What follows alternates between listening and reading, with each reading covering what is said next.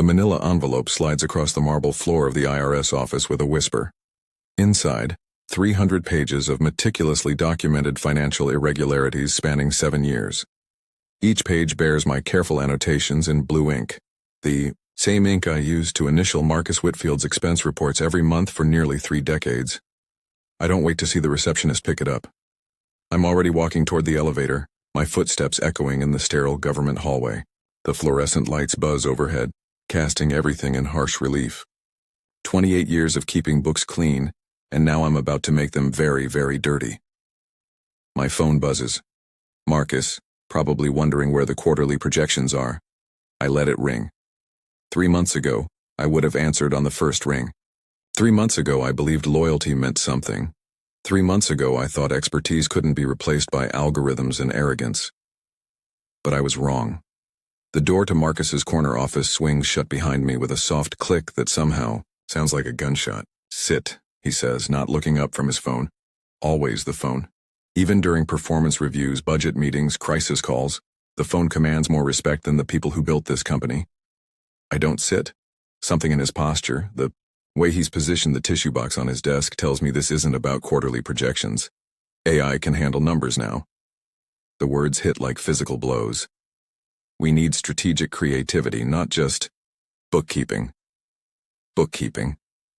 28 years. 28 years of arriving first, leaving last. 28 years of catching his mistakes before they became scandals. 28 years of, your severance package is generous. HR will walk you through it. The room tilts. Actually tilts, like I'm on a ship in rough water. Marcus. My voice sounds foreign. 28 years. He finally looks up. Those pale blue eyes that used to seek my approval on every major decision now look through me like I'm furniture being moved out. The market's changing. We have to adapt. Adapt. The word tastes like copper in my mouth. I built the systems that kept us compliant through 3 recessions, 2 audits, and that SEC investigation in '09. And we appreciate that. Truly. But I saved your ass when you tried to capitalize those software licenses wrong. Cost us would have been $2 million in penalties. His jaw tightens. There it is. The real Marcus. The one who hates being reminded that his MBA from Wharton didn't teach him how to read between the lines of GAAP regulations. Security will escort you out. Standard procedure. Standard procedure. Like I'm a common thief instead of the woman who's seen every financial decision this company has made since Clinton was president. The security guard is young, embarrassed. He won't meet my eyes as we walk past the cubicles where people I trained, people I mentored, suddenly find their computer screens fascinating. My hands shake as I pack 28 years into a cardboard box. The photo of my daughter's graduation. The calculator my husband gave me for my first promotion. The small cactus that somehow survived through 5 office relocations. "Ma'am?" The guard's voice is gentle. "We need to go." The elevator ride down feels like falling. The coffee has gone cold in my hands, but I keep holding the mug anyway. It's 6 a.m., and I've been sitting at my kitchen table for 2 hours, staring at nothing. 28 years. I started at Morrison & Associates when Sarah was 3. She's 31 now, married, living in Portland with twin boys I see twice a year. 28 years of missing school plays because month-end closing couldn't wait. 28 years of working weekends while my husband David mowed the lawn. Alone, ate dinner alone, watched Netflix alone. It's temporary, I used to tell him.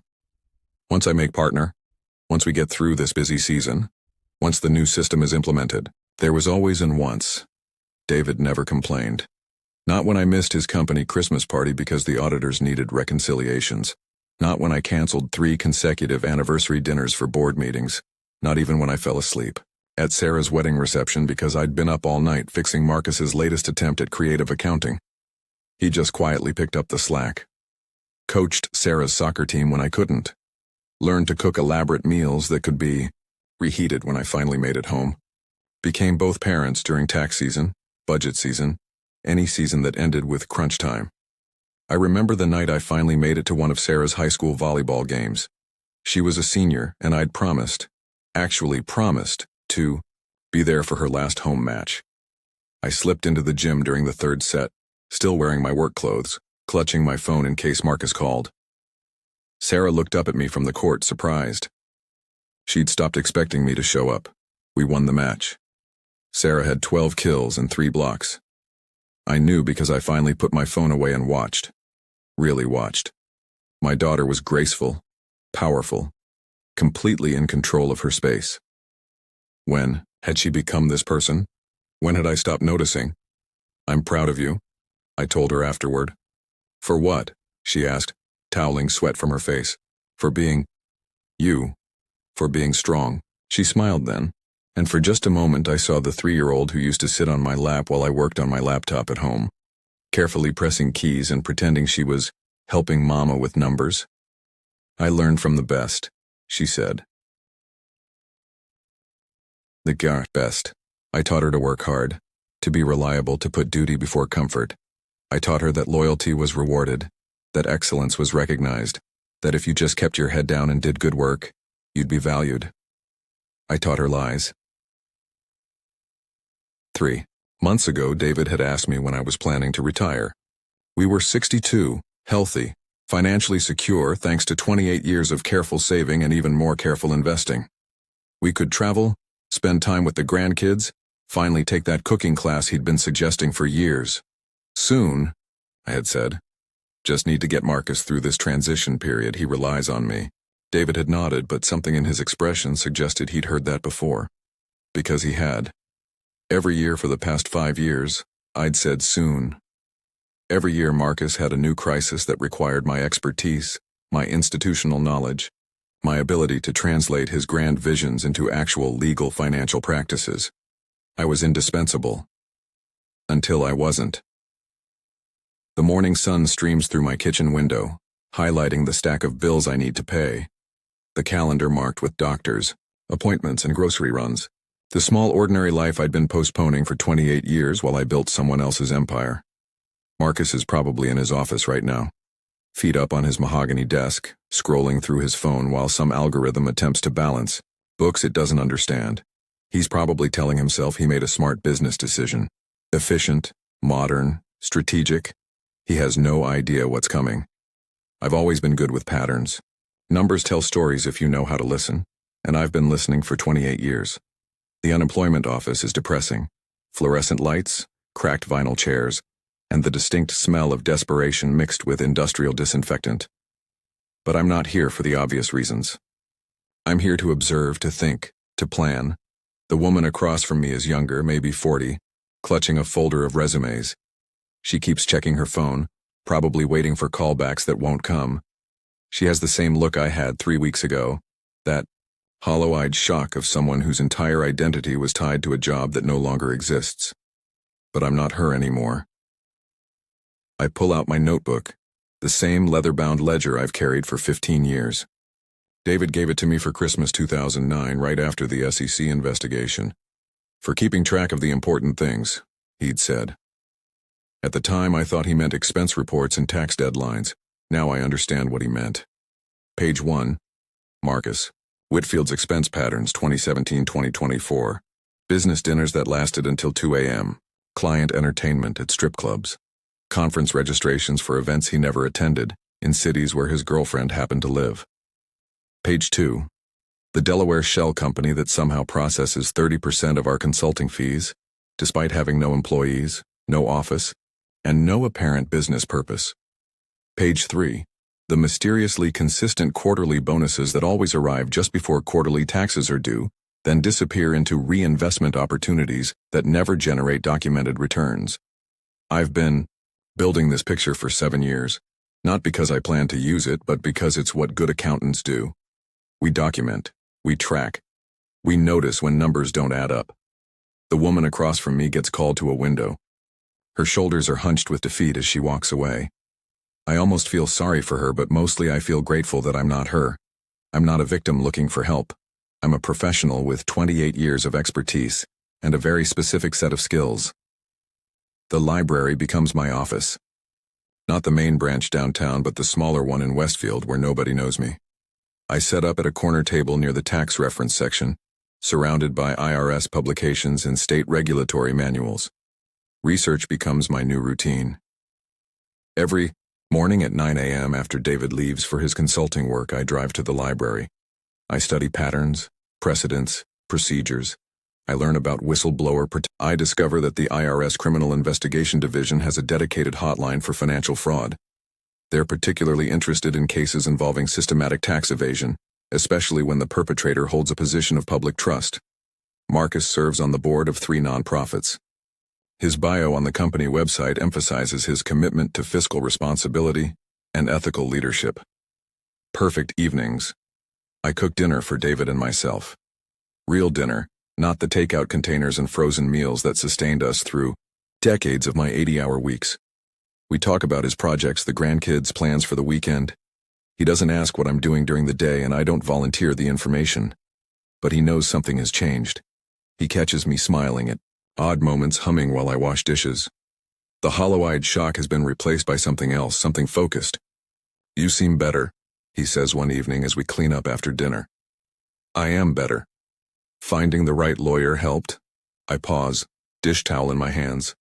I told him I was consulting with an employment attorney about my severance package. It wasn't entirely a lie. I had spent considerable time researching employment law, just not for the reasons he assumed. "Yes," I say. "I think I understand my options now." 2 months in, I start making copies. Not obvious ones, I'm smarter than that. A page here, a document there, always mixed in with legitimate research materials. The library's copier keeps track of users, but I pay cash and use different machines on different days. Slowly, methodically, I build my case. Every questionable expense, every suspicious transfer, every regulatory violation that Marcus assumed nobody would notice or care about. I care. I notice everything. By month 3, I have enough documentation to fill a large manila envelope. Enough to keep a federal investigator busy for months. Enough to destroy a reputation built on other people's work and other people's silence. But I'm not ready yet. Good accountants don't just collect data. We analyze it, organize it, present it in a way that tells a clear story. Marcus's story is about to have a very different ending than he planned. The IRS field office in downtown Columbus is exactly what you'd expect: beige walls, government-issued furniture, and the kind of institutional carpet that's designed to hide stains and last forever. I sit in the parking lot for 10 minutes, manila envelope on the passenger seat, watching federal employees arrive for another day of pursuing people who think they're too clever for the tax code. Marcus thinks he's too clever. My phone buzzes with a text from David. "Dinner at 6? Making your favorite pasta." A normal message from my normal husband about our normal evening routine. He has no idea I'm about to drop a nuclear bomb on the man who destroyed my career. The envelope contains 347 pages of documentation, cross-referenced, and organized with the kind of obsessive attention to detail that Marcus dismissed as just bookkeeping. Each transaction is traced from source to destination. Each violation is documented with relevant tax code citations. Each pattern of behavior is illustrated with multiple examples spanning 7 years. It's beautiful work, the kind of forensic accounting that would have impressed me if someone else had done it. Inside the building, I'm directed to a waiting area that smells like cheap coffee and bureaucratic indifference. The receptionist, a middle-aged woman with kind eyes and sensible shoes, processes my request with practiced efficiency. "You have information regarding potential tax fraud, systematic corporate tax evasion, 7 years of documentation, multiple violations of federal tax code, with estimated revenue loss exceeding $2 million. Her expression sharpens. $2 million gets attention. "Agent Morrison will be with you shortly." I almost laugh at the name. After 28 years at Morrison & Associates, I'm reporting corporate fraud to Agent Morrison. The universe has a sense of humor. 20 minutes later, I'm sitting across from Special Agent Patricia Morrison, a woman about my age with silver hair and sharp eyes that remind me of my own reflection lately. She opens the envelope and begins reviewing the contents with the kind of methodical precision I recognize in myself. "This is comprehensive," she says after several minutes. 28 years of experience, I reply. "I understand how these systems work." "And your relationship to the subject?" "Former employee. I maintained the financial records that document these violations." She nods, still reading. Why come forward now? The question I've been preparing for. Because it's the right thing to do. Corporate officers have a responsibility to comply with federal tax law. Citizens have a responsibility to report violations when they become aware of them. All true, just not the complete truth. Agent Morrison closes the folder and looks at me directly. Ms. Patterson, I need to be clear about something. If we proceed with this investigation, and if it leads to prosecution, you may be called as a witness. Your former employer will know you provided this information. There could be legal challenges, attempts at retaliation, public scrutiny. Are you prepared for that? I think about Marcus's face when security escorted me out, the dismissive wave of his hand. AI can handle numbers. The complete absence of respect for nearly 3 decades of service. I'm prepared. And you understand that we can't guarantee specific outcomes. Federal prosecution decisions involve multiple factors, and even strong cases can have unexpected results. I understand. I'm not looking for guarantees. I'm looking for accountability. She nods and makes a note in her file. We'll begin our preliminary review within the next week. If we determine there's sufficient evidence to warrant a full investigation, we'll be in touch. Do you have any questions? Just one. How long do these investigations typically take? Depends on complexity and cooperation. For a case this size, with this level of documentation? 6 months to 2 years, assuming the subject doesn't cooperate fully from the beginning. Marcus won't cooperate, his ego won't let him. He'll fight, deny, blame others, hire expensive lawyers who'll bill him $1,000 an hour to explain why his creative accounting was perfectly legal. It's going to be expensive. It's going to be public. It's going to destroy the reputation. He values more than the people who built it for him. Perfect. I drive home through rush hour traffic, listening to NPR and feeling lighter than I have in months. David's car is already in the driveway. He left work early to start dinner, probably. After 28 years of arriving home to reheated meals and patient questions about my day, the role reversal feels strange but welcome. How was your day? He asks as I walk into the kitchen. He's stirring marinara sauce and has already set the table with our good dishes, the ones we used to save for special occasions. Productive, I say, kissing his cheek. Very productive. That evening I help him with dishes instead of disappearing into my home office to review tomorrow's schedule. We watch a movie on Netflix, some romantic comedy that I actually follow instead of half-watching while mentally planning the next day's tasks. My phone is face down on the coffee table, completely ignored. It's the best evening I've had in years. The call comes on a Tuesday morning 6 months after I walked into the IRS field office. Agent Morrison's voice is professionally neutral, but I can hear satisfaction underneath. Ms. Patterson, we executed search warrants yesterday morning. I thought, you should know. I'm in my garden deadheading roses that David planted last spring. My hands are dirty. My hair is pulled back in a ponytail and I'm wearing jeans that haven't seen the inside of an office. I feel wonderfully, completely ordinary. How did it go? Smoothly. Subject was cooperative once he understood the scope of our investigation. Subject. Marcus has been reduced to a case file number just like he reduced me to a redundant expense line. Did he say anything? He requested his attorney. Standard procedure. But Ms. Patterson? She pauses. He asked if we knew who provided the initial documentation.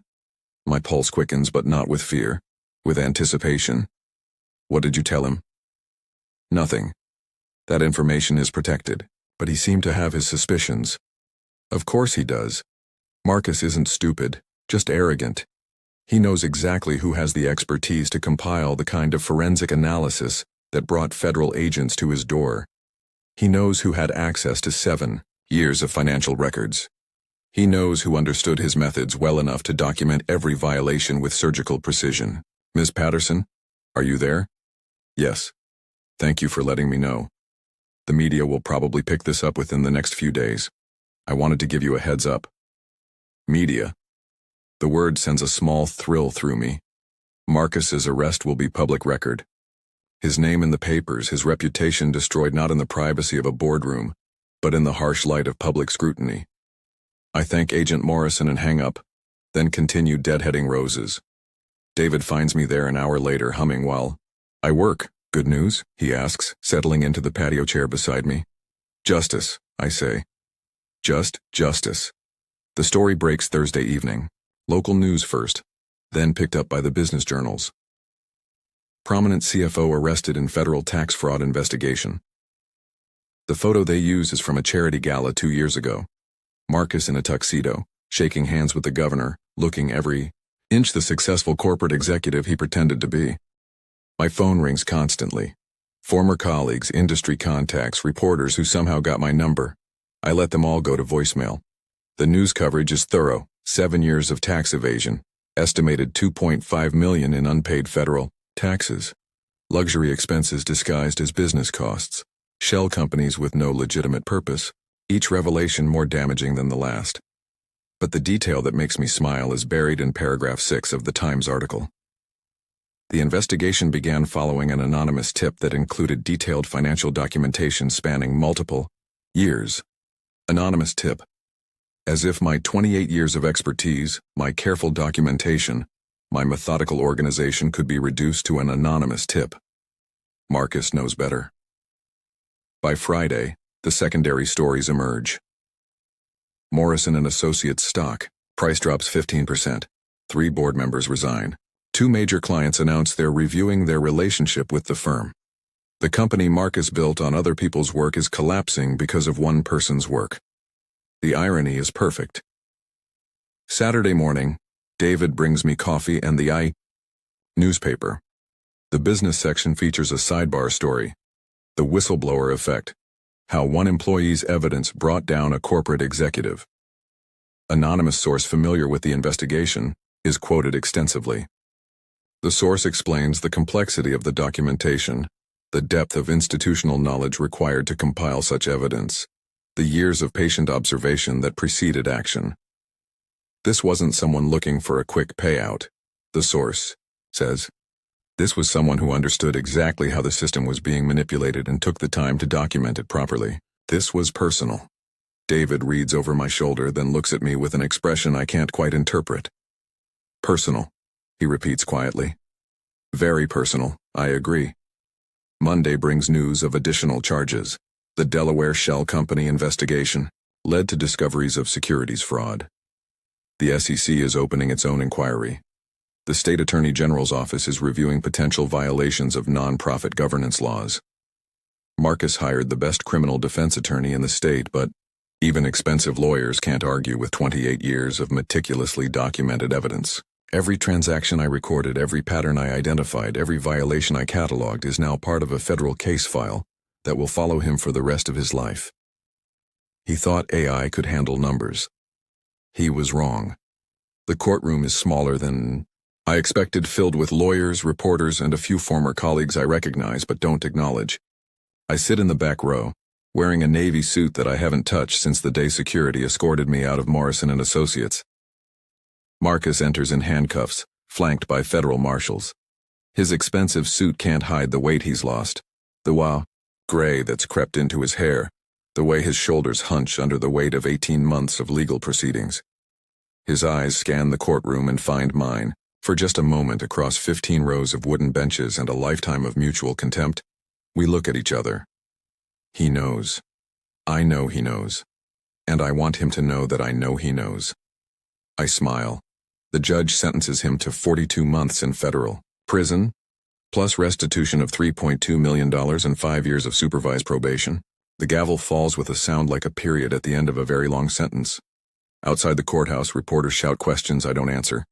My former colleagues avoid eye contact. Agent Morrison nods at me respectfully as she passes. A professional, acknowledging another professional's work.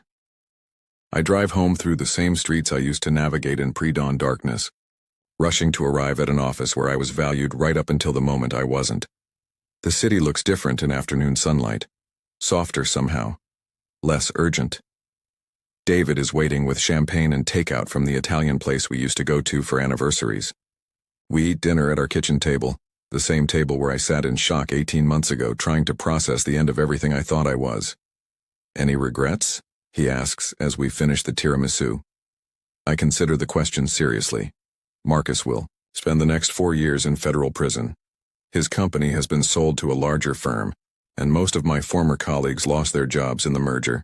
The industry I worked in for 3 decades now views me as either a hero or a pariah, depending on their perspective on corporate loyalty versus legal obligation. None, I say. Not one. What now? What now, indeed?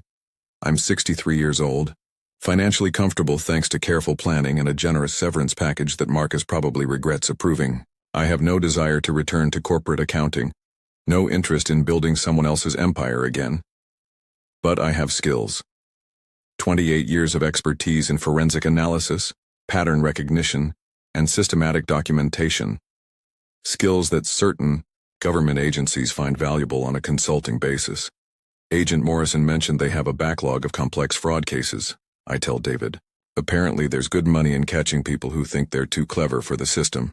He laughs. You want to make a career out of revenge? Not revenge, I correct him. Justice. There's a difference.